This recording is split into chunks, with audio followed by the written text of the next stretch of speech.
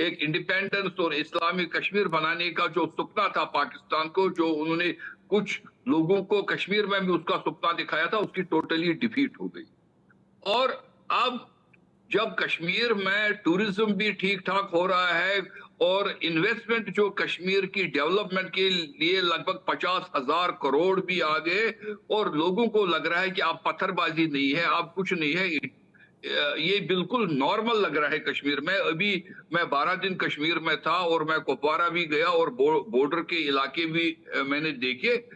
जिस तरह से कश्मीर में चार चौबंद है, बहुत ही तरीके से सतर्क है हमारे सिक्योरिटी फोर्सेस, भारतीय सेना, सीआरपीएफ और जो बाकी एजेंसीज बहुत जबरदस्त तैनात है। अमरनाथ जी की यात्रा बहुत अच्छे से हो रही है, लगभग 6.5 लाख यात्रियों ने अभी तक यात्रा की है। तो वो जो पीस जोन अभी तक था, जहां पर ज्यादा कुछ आतंकवादी एक्टिविटियां नहीं हो रही थी, मोस्टली ये वैली और अराउंड वैली आतंकवादी घटनाएं होती थी, तो इन्होंने पुंछ, रजौरी, डोडा, रामनगर, रियासी, इन ऐसे आइसोलेटेड जगहों को उन्होंने, जो पाकिस्तान के बॉर्डर के साथ में लगती है, वहां पर उन्होंने आइसोलेटेड तरीके से टारगेट शुरू किया।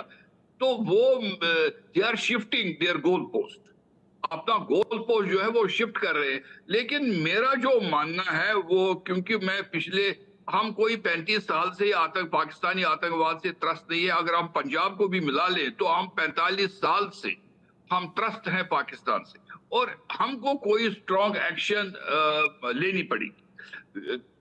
they are Chinese are supporting them, everybody knows that। China उनके साथ में है और चाइना उनको यूज कर रहा है, और पाकिस्तान को लग रहा है कि वो चाइना को यूज कर रहा है, क्योंकि उनको उनके आर्म्स, उनका फाइनेंशियल हेल्प और बहुत सारी चीजें हुई।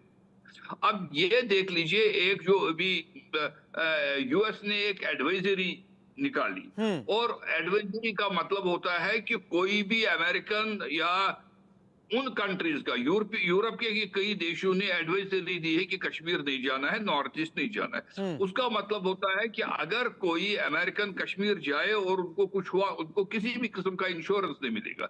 और कश्मीर को पिछले 34 साल से जो मैं कैलकुलेट कर रहा था, लगभग 1 लाख करोड़ रुपए का नुकसान। और कश्मीर की जनता और कश्मीर के लोग जो टूरिज्म से जुड़े हुए हैं, जिनको टूरिज्म की नॉलेज है, उनको पता होना चाहिए, और उनको पाकिस्तान को बिल्कुल नफरत इस बात की करनी चाहिए कि उन्होंने हमारी रोजी रोटी पर कैसे लात मारी। क्योंकि कश्मीर में हर साल 4 से 5 लाख यूरोप और अमेरिका के टूरिस्ट आते हैं। मैं इसी पर आता हूं। वरुण पुरोहित जी, बीते साल की तुलना में जो घाटी की बात करें, मैं कश्मीर घाटी की बात कर रहा हूं, 17 से 18% ज्यादा यहां पर टूरिस्ट आए हैं, जिसमें फॉरेन टूरिस्ट भी इसमें शामिल हैं। क्या इससे आपको लगता है कि इंटरनेशनली जो संदेश जा रहा था वो पाकिस्तान और टेररिस्ट के वर्जन को कमजोर करता था, लिहाजा ये सारे आतंकवादी हमले एक साथ फॉरेन एजेंसीज के जरिए चीन, पाकिस्तान और टेररिस्ट का मिली भगत के तौर पर बढ़ाए गए हैं? क्या आप ये मानते हैं?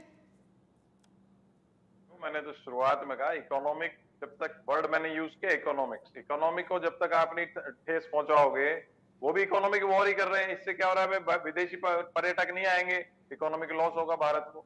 मैंने यही स्ट्रेस किया, आप जब तक चाइना से इकोनॉमिक इम्बैलेंस को कम नहीं करोगे, आप ठीक है, आप इमीडिएट, कोचर साहब ने बताया भाई नहीं कर पा रहे हो, आप थोड़ा थोड़ा करो। हर 2 महीने में, 3 महीने में से डरने की क्या बात है चाइना से? अगर आप चाइना से बिजनेस बंद कर दोगे तो आपको डर किस बात का है? जरूरी थोड़ी हम चाइनीज लाइट से ही बैठे रहेंगे, चाइना से कोई इंपोर्ट मेडिसिन की जो रॉ मटेरियल आता है उसी से आप करोगे। ऑल्टरनेट बनाइए, बंद करिए। आपको 10 साल तक बैठे रहोगे, जब तक चाइना आपका कितना नुकसान कर चुका होगा। चाइना बांग्लादेश में घुस गया, बर्मा में घुस गया, मालदीव में घुस गया, श्रीलंका में घुस गया, इंडियन ओशन में जहां कोई विदेशी जहाज आने से डरता था, आज वहां घुसता जा रहा है। तो हमको उसको तो रोकना ही पड़ेगा। जब तक आप चाइना को नहीं रोकोगे, पाकिस्तान तो पिद्दी है, मैं कह रहा हूँ चाइना पिद्दी है, इसको कभी भी भारतीय फौजें खत्म कर सकती क्या? भाई भारतीय फौज ने तो कश्मीर में भी आतंकवादियों के खिलाफ एक फोर्स बनाई हुई है, लद्दाख के लिए भी अलग फोर्स बनाई हुई है, तो सेना का तो सब काम तैयार है। ये हमको देखना है, पॉलिटिकल लोगों को देखना है। मैंने कहा फिर संसद ऑन गोइंग है, इस पे डिस्कशन होना चाहिए कश्मीर की आर्थिक रूप से हमला करना होगा। मैं आता हूं आर एस पठानिया साहब, आपका भी रुख करूंगा। एसपी वैद साहब, आपने तो बड़े लंबे समय तक जम्मू कश्मीर को नज़दीक से देखा है, लेकिन पिछले कुछ दिनों में जो पर्यटन पर, जो टूरिज्म पर ये एक बड़े हमले करने की जो कोशिश हुई, जैसा अभी वरुण पुरोहित भी बता रहे थे कि आर्थिक रूप से हमारी नाकेबंदी करने की कोशिश की जा रही है। क्या आपका अनुभव कहता है कि इन हमलों से टूरिज्म पर असर पड़ेगा, या जम्मू कश्मीर की जो इकोनॉमी बैक ऑन ट्रैक आ रही थी उसको तोड़ने की कोशिश की जा रही? क्योंकि जो मेरी जानकारी है, गुलमर्ग में जो घोड़े वाले हैं वो भी टूरिज्म के चलते एक दिन में 3-3 हजार रुपए तक कमाना शुरू कर चुके थे। बिल्कुल कमाना शुरू कर रहे थे। आप देखिए कश्मीर में किस तरह का टूरिज्म पिछले 1-2 सालों से इस तरह से 370 के बाद जो हालात बदले हैं। आप देखिए वहाँ होटल में रूम नहीं मिलता है। वहाँ जो नॉर्मल 4-5 हजार रुपए का कमरा होता था होटल में, उसके लिए 20-20 हजार रुपया चार्ज होता है। इतनी वहाँ हालत, इवन मेरे जैसा आदमी जो यहाँ का डीजी फिर अरेंज करने में दिक्कत होती है मुझे। तो आप इमेजिन करें, इतनी ऑक्यूपेंसी है, 100% ऑक्यूपेंसी। आपको वहां होटल का एक रूम अवेलेबल नहीं। इतना अब ये चीजें ये इकोनॉमी में जब लोग इस तरह से इन्वॉल्व हो जाते हैं तो उसमें हर शोबे को फायदा होता है। वो टैक्सी वाला भी कमाता है, रिक्शे वाला कमाता है, हाउस बोट वाला कमाता है, हैंडीक्राफ्ट्स वाला कमाता है। तो ये सारी ऊपर से 50,000 करोड़ की इन्वेस्टमेंट, दुबई से इन्वेस्टमेंट, आपका जिस तरह से development push prime minister Modi की गवर्नमेंट ने दिया, आप देखिए IITs, एम्स जम्मू में में हमलों क्या, का सर इस पर असर पड़ेगा? तो उसका क्या किसका? जम्मू में जो टेररिस्ट अटैक हुए, यस, पुंछ यस में, रियासी, पड़ेगा। कठुआ में। देखिए ऐसा है, जब इस तरह के अटैक होते हैं उसकी न्यूज मीडिया में पूरे इंडिया जाती है, और इंटरनेशनल जाती है। आपने जिस तरह से G20 किया, आज आप जो इंटरनेशनल टूरिस्ट देख रहे हैं, G20 का एक क्लियर मैसेज गया और कश्मीर में कि हालात बिल्कुल नॉर्मल हैं, आप आइए। लोगों ने देखा कि हर कंट्री से लोग आए थे उसमें मीटिंग में। तो ये सारी चीजों का जब एडवर्स पब्लिसिटी होती है अटैक से, तो उसका इम्पैक्ट पड़ता है, टूरिस्ट रिस्ट्रिक्ट हो जाता है।